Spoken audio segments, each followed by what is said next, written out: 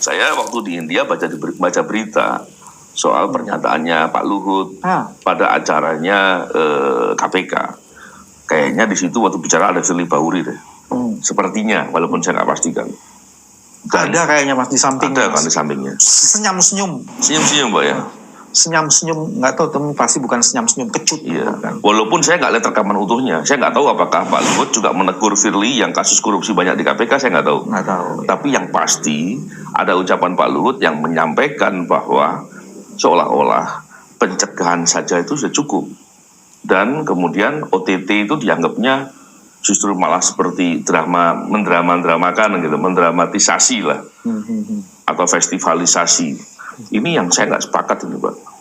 Dan kalau OTT dianggap sebagai suatu tindakan yang simpel atau sederhana, saya tahu persis bahwa OTT itu Pak perlu keahlian khusus.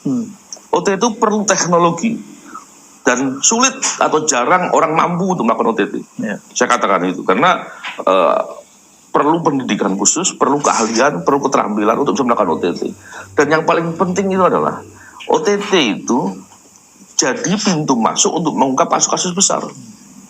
Biasanya Pak, pejabat-pejabat di level atas itu cepat diproses dalam perkara tindak pidana korupsi ketika kasusnya OTT. Kenapa? Kalau OTT itu buktinya nyata, jelas, dan tidak bisa mengelak. Dengan begitu, upaya-upaya pihak-pihak tertentu untuk mengintervensi akan sulit.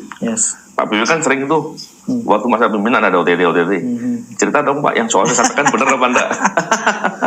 Pak Bibi bisa punya perspektif yang lebih lengkap.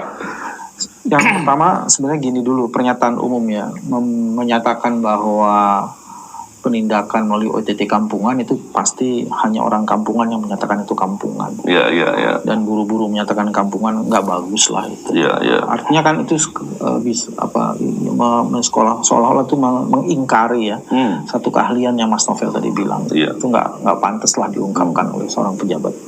Satu itu. Terus kedua, menyatakan atau menyimpulkan atau menyempitkan seolah-olah pencegahan hanya dengan digitalisasi itu juga nggak benar juga.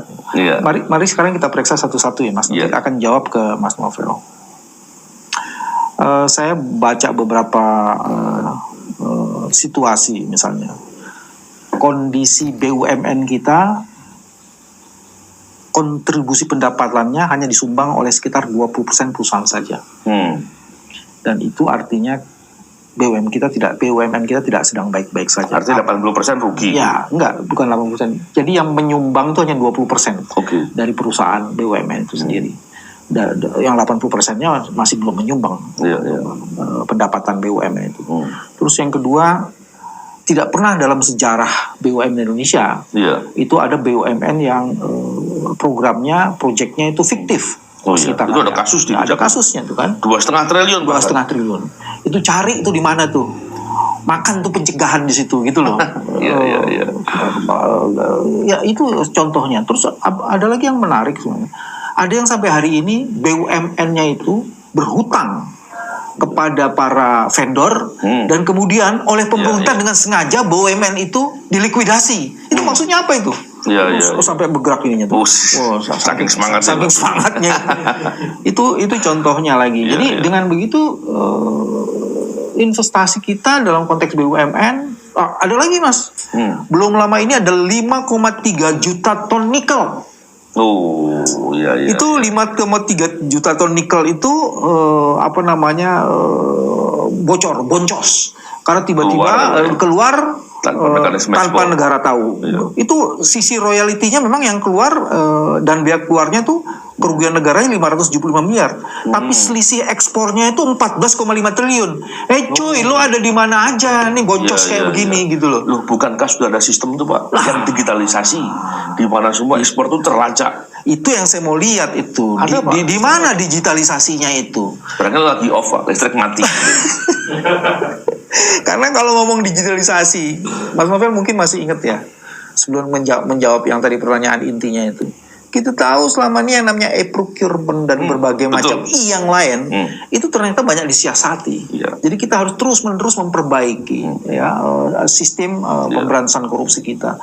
Itu kan semua orang itu akhirnya isunya tuh di integritas, bukan di alatnya tuh, di integritinya. Alat kan dilaksanakan orang, Pak. Kalau orang melaksanakan mau dibikin cara-cara tipu-tipuan pasti bisa lah. Ya, itu faktanya kayak gitu. Jadi sebenarnya yang nikel itu saja Menteri Investasi mengatakan saya nggak ngerti tuh, tolong dilacak tuh. Lo dikasih fasilitas dan digaji tuh untuk ngerjain tuh. 5 Kalau sampai 5,3 juta ton, Mas. Itu ngangkutnya berapa kali? Nah, dan segede apa itu barang kan gitu. Iya.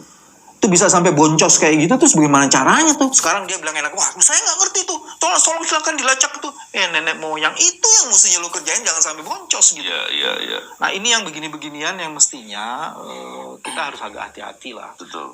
Nah balik lagi, Mas Novel, kita tahu di mana-mana pemberantasan korupsi itu dilakukan secara terintegrasi. Dalam integrasi itulah kemudian integritas menjadi kata kunci. Betul. Jadi ada integrasi, ada integritas. Terintegrasinya kalau yang model di berbagai negara yang sudah maju itu memang selalu mengintegrasikan penindakan, pencegahan, dan satu lagi pendidikan atau advocacy atau penyadaran dan macam-macam. Dan kemudian ada studi juga yang Mas Novel mungkin juga sudah pernah baca mengatakan di negara-negara yang IPK-nya itu di atas 5 baru kemudian sistem pencegahannya itu bisa didorong lebih dikedepankan. Ini 3,7 3,4 Pak. Oh iya 3,4 saya kok naikin itunya. 3,4. Jadi ini orang nggak punya ilmu terus ngomong. Jadi kelihatannya pernyataannya jadi kayak kelihatan kampungan gitu. Ilmu yang lain, Pak. Ini ilmu yang berbeda lagi. Itu yang menurut saya harus hati-hati lah. Supaya jangan menuduh-nuduh orang kampungan juga nggak enak tuh kan. Karena harus ada ilmunya. Kalau nggak ada ilmunya jangan terlalu banyak ngomong gitu. Itu juga nanti bisa ini omongnya angkuh, masa kamu nggak percaya saya, kan ini perwira, ngomong gitu-gitu tuh untuk apa juga gitu. Kan faktanya rakyat yang apa namanya, yang merasakan nih situasinya lagi kurang baik atau semacam itu. Kalau saya sih kayak gitu. Nah sekarang balik lagi ke apa namanya OTT. Sepengetahuan saya untuk mendapatkan apa namanya kompetensi seperti KPK itu proses pendidikannya membangun kompetensi orang juga luar biasa. Dan bukan hanya itu, dibangun integritasnya. Betul.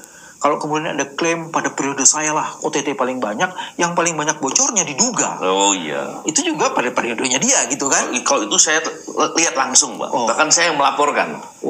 Saya salah satu yang melaporkan ke pengawas internal. Lebih dari 30 kasus yang bocor. Yang diduga bocor.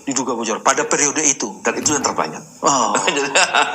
Jadi jangan dibalik-balik. Gitu, dan itu penting, Pak, dipahamkan masyarakat. Dan masyarakat kemudian kena tipu. Karena faktanya OTT-nya banyak. Iya, tapi waktu itu banyak karena orang-orang yang punya keahlian OTT seperti kawan saya itu Raja OTT dan banyak lagi yang lain itu sedang bekerja optimal waktu itu. Justru pada saat itu ini kan yang diomongin kan Ketua KPK kan, Mbak, Firly Bahuri. Dia ini pada saat itu memang sedang bermasalah karena dugaan banyaknya kebocoran. Pada saat itu posisinya deputy kan, Mas? Deputy. Jadi kalau dibilang zamannya waktu itu banyak OTT, benar, tapi posisinya yang bersangkutan yang diduga sebagai pembocor OTT. Artinya kalau dia nggak ada di situ, OTT-nya lebih banyak lagi gitu loh, Pak. jadi salah kalau dibilang begitu. Iya. Jadi artinya kalau tidak di situ justru lebih banyak lagi. Banyak lagi. Kalau masih ada di situ sehingga tidak terlalu banyak. Iya.